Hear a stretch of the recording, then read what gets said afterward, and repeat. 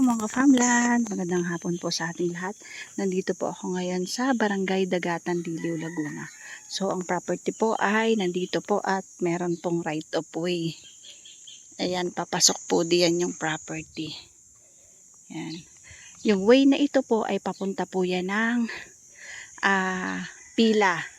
So ito po ay connected po, papunta po ng Pila, Laguna, at yan naman po ay papunta ng paway po yan ng Nagcarlan, Laguna. Meron din po yung way papunta dyan ng Kalawan, Laguna. So ito po ay 8,563 square meter. Titulado po, flat at square po yung shape. Ang layo po ng property dito sa pinaka barangay road niya, yung national road nila dito ay 100 meters. Tara, pasok tayo sa pinaka property. Ito po yung daan, ito po yung right of way. Tapos papasok po doon.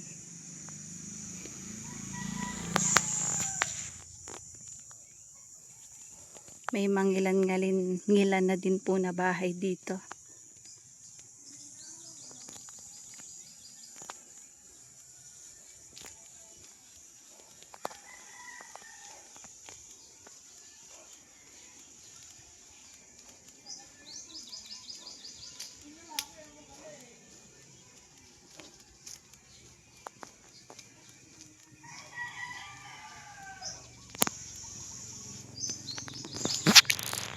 Ayan, papunta po doon. Hindi po yung may gate.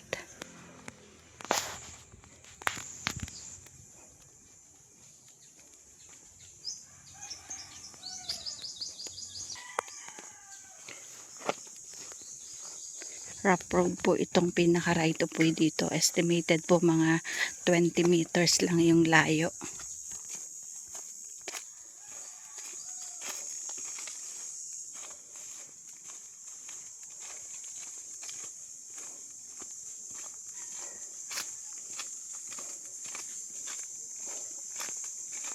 Ito yung bungad ng property. Yan. Ito yung pinaka property. Ay, madami pong tanim na lansones at niyog.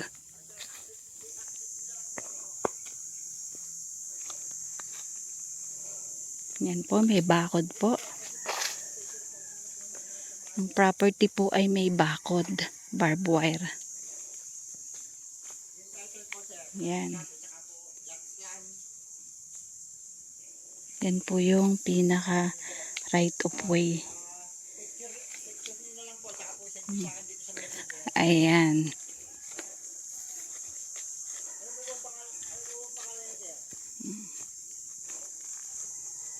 Yan yung pinaka right of way palabas. Ibang property na po yung may gate. So, ayan po. Ayan, ito po yung pinaka-property. Nandito na po ako sa loob. So, ang property mga ka-farmland ay mayroon pong bakod. Ito po ay may cyclone wire, tsaka po barbed wire. At ito pong kabila po na farm, meron na po siyang bakod. Hanggang doon po sa kanyang property. So, dito sa kaliwa po na side, meron na siya na bakod na pader. So, ang mga lansones po ay may bilang. Base sa nakikita ko dito, ayan, may puno. May bilang po yung kada puno ng lansones. Niyog, lansones, saging, rambutan. Yan ang mga nakatanim dito sa property, mga ka-farmland.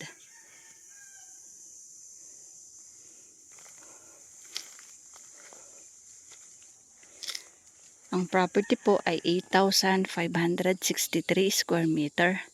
Flat land. Square po yung shape ng lupa at clean title po.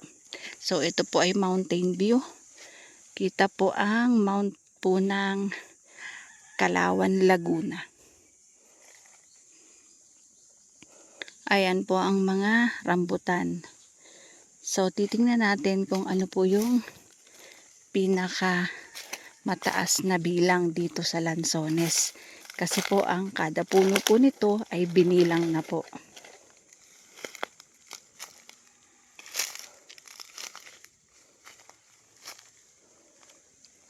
Yan, meron din pong kamyas, may papaya, saging, dalandan, at saka po mga bayabas.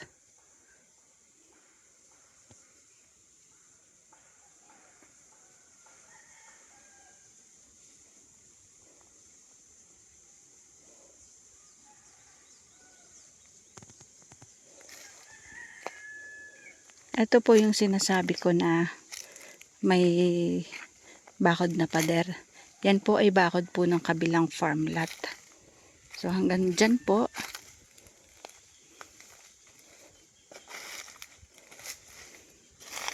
Yan. Hanggang dyan po yung pinakabakod niya. Kasi hanggang dyan yung property niya. Yan. Ayan, ito po ay may bakod din. Ito po yung pinaka-boundary ng property. Ayan.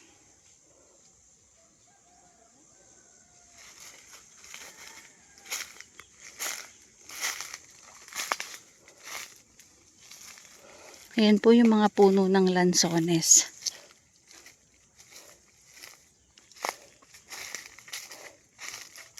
Ayan po mga farmland. Yan po ay pang number 20. So malalaman natin yung exact na bilang. Kasi po may mga number po yung puno ng lansones. Ayan, ako po ay nandito po sa gilid or sa boundary po ng property. Kita yan po, ayan po yung pinakabakod. Nilinis po itong property bagong tabas.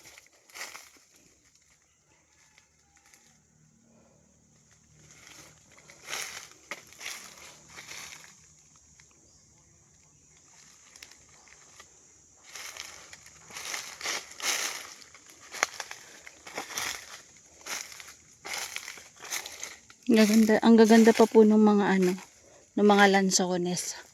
Hindi po mga tuyot ang ang mga dahon. Ang Liliw po ay isa din po sa mataas na lugar at malamig ang klima.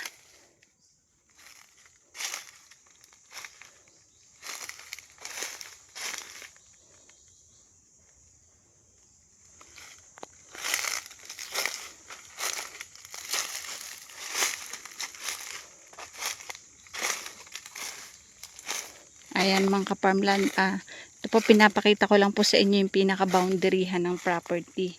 Yan. Base sa number ng puno na naandito, pang number 47 na po ang lansones na ito. Nandito lang po tayo sa gilid ng property, kung saan po ipinapakita ko po sa inyo yung mga boundary.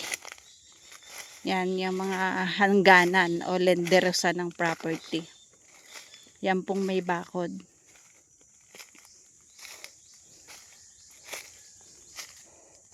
Ayan po. May bakod na po dyan.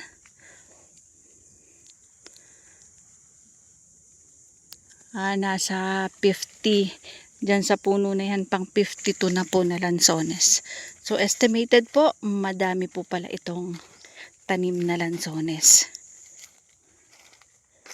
Yan, hindi pa po tapos magtabas sa area na ito. Pero, kita nyo naman po, ayun po yung bakod.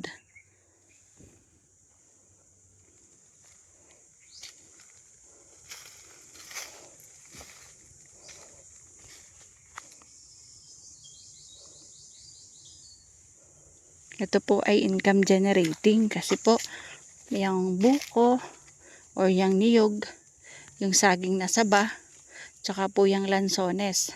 Soon, ang mga rambutan po, yan po ay mamumunga na. Ang ninumberan lang po nila ay yung pong puno ng lansones. Ang niyog at rambutan, wala po. Pero meron din po silang mga mangga. Madami din pong puno ng mangga. Ayan o. Yung mga dwarf na mangga. Siguro may 10 piraso po yan.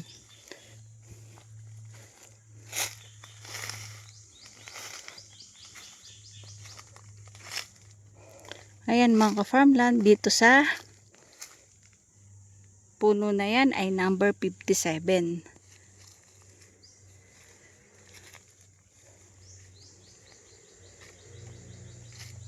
Ayan po yung boundary.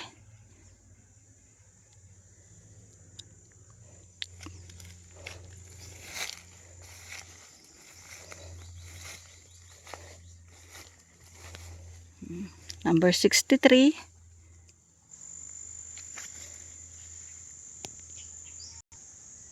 Ayan po yung boundary ng property. Then paliko po ng konti pa ganon.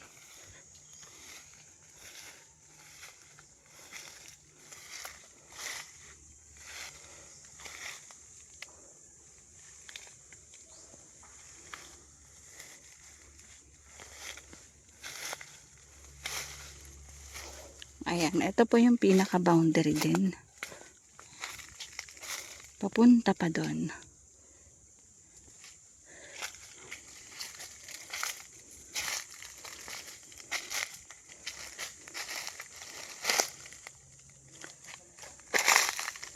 Yan, patag na patag mga ka-farmland. Number 72 na.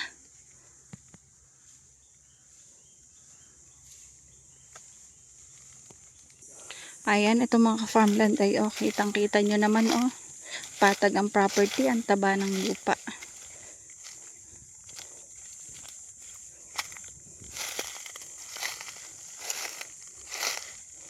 Hanggang dun pa po yung pinaka-property. Dito lang po ay hindi pa lang po tapos na matabasan.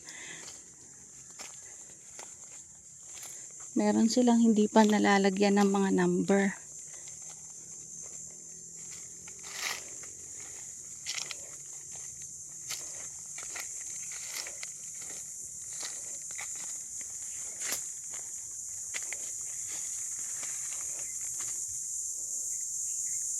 Ganda ng property mga ka-farmland.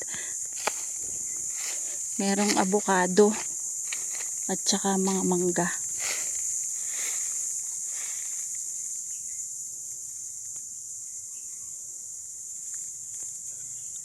Ayan o.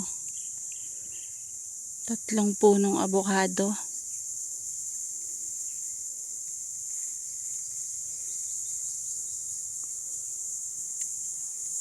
At ito po mga ka-farmland ay mountain view. Kita po ang bundok ng Kalawan, Laguna.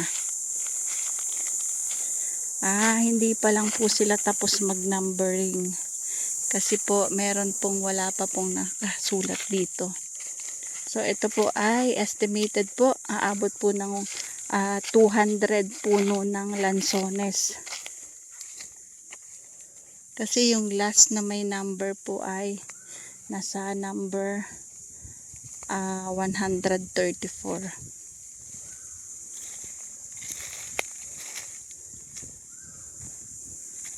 Ayan mga ka-farmland, yung dalawang abokadong malaki at madaming bunga.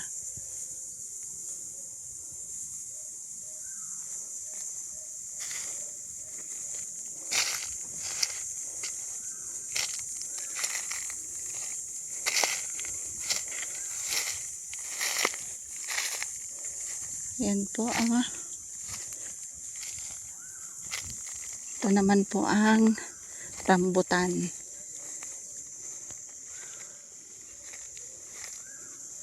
May mga kalamansi po, may bayabas na native at mga niyog. Ito ang bilang po nito ay 133.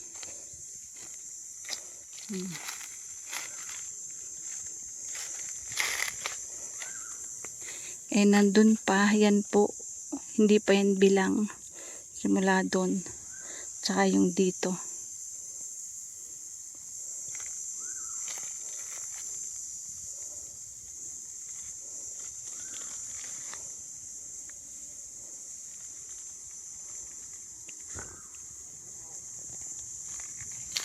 Dahil bunga ng avocado.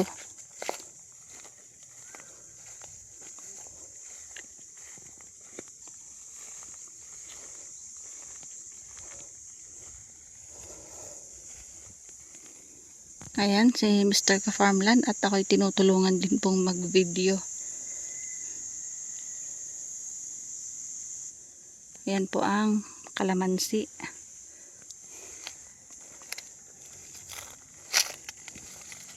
Ito mga ka-farmland ay may linya ng tubig, may linya ng kuryente, may signal ang cellphone at internet connection.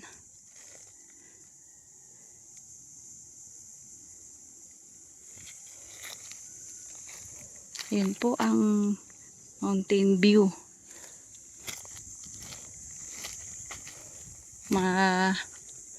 Malaki na ang dilim. Ngayon po ay naambon-ambon na. Ayan mga ka-farmland, dito po sa area na ito ay meron pong bilang ang lansones.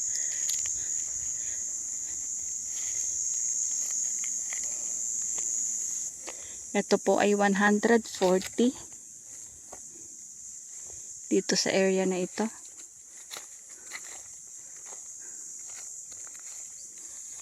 Ayan po ang kalamansi, may mga bunga na.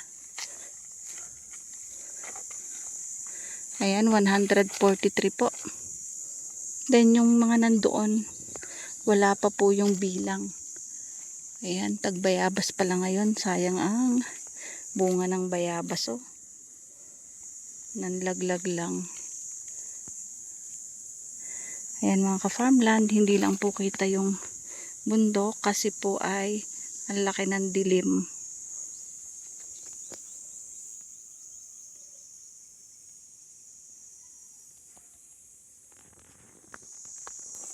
Ito mga ka-farmland ay 8,563 square meter po.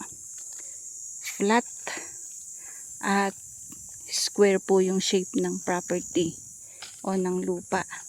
May bakod po, may linya ng tubig, may linya ng kuryente, may signal ang cellphone, may signal din ng internet. Ito po ay more or less po, ang tanim na lansones po ay aabot po ng nasa 200. Ang niyog naman more or less nito ay aabutin po ito ng nasa kulang na 100. Meron pong 3 puno ng avocado at meron din pong 5 puno ng kalamansi. Ang mangga po ay aabot po ng mga more or less siguro nasa 10 yun. At saka po ang rambutan po ay aabot po ng nasa 25 puno ng rambutan. Meron din po itong kamyas at saging na saba at latundan.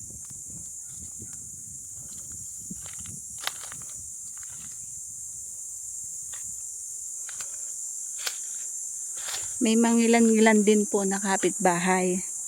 Ayan, dito po sa property, maririnig nyo na po ang ugong po ng mga kuliglig. So sana po huwag umulan at hayan na po yung malaking dilim.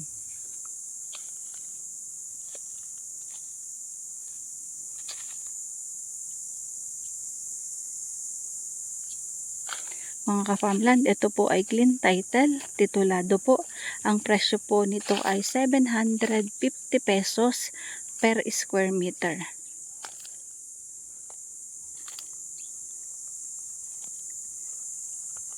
Ito po ay located po dito sa Barangay Dagatan ng Liliw, Laguna. So ito mga ka-farmland, malapit po ito sa Pila, Laguna, sa Barangay Masiko. Malapit din po ito sa Kalumpang, Nagcarlan. At malayo-layo ng kaunti ito sa bayan ng Liliw. Mas malapit po ito sa Pila at Santa Cruz. Ayan po ang mga bayabas. So ito po ay ipinapabuko ng may-ari ng lupa.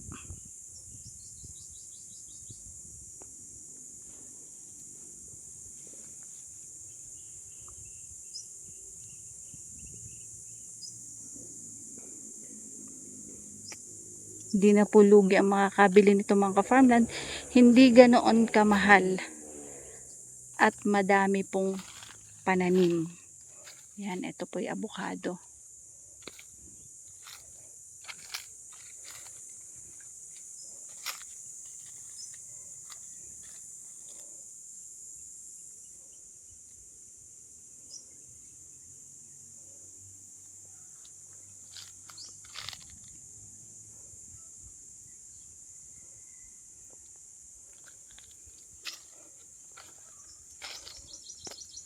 Yun po yung bundok po ng Kalawan.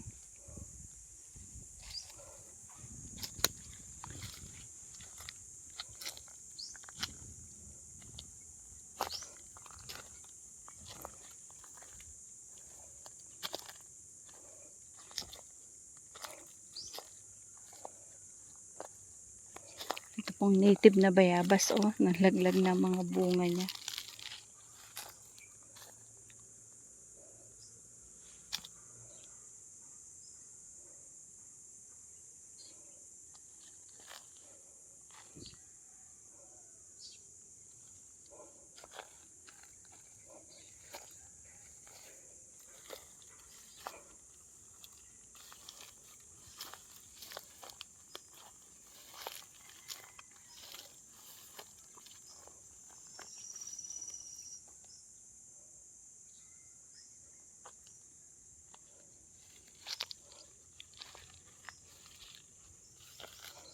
Inuulit ko mga ka-farmland.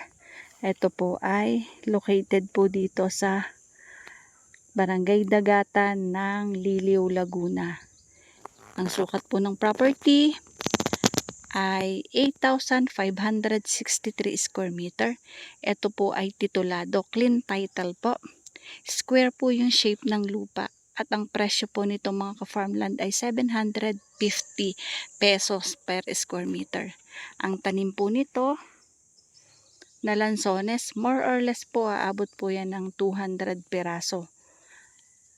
Ang mga niyog naman po, ito po ay more or less po ay nasa 100. At ang avocado po, 4 na puno ng avocado. More or less po nasa 25 to 30 ang puno po ng rambutan. Meron pong mga saging, kalamansi, kamyas, papaya, mga bayabas. So patag ang property mga ka-farmland. May linya ng kuryente, may signal ang cellphone, may linya ng tubig, may signal ang internet. So paano mga ka-farmland? Bye bye po. See you for the next videos. God bless po sa ating lahat.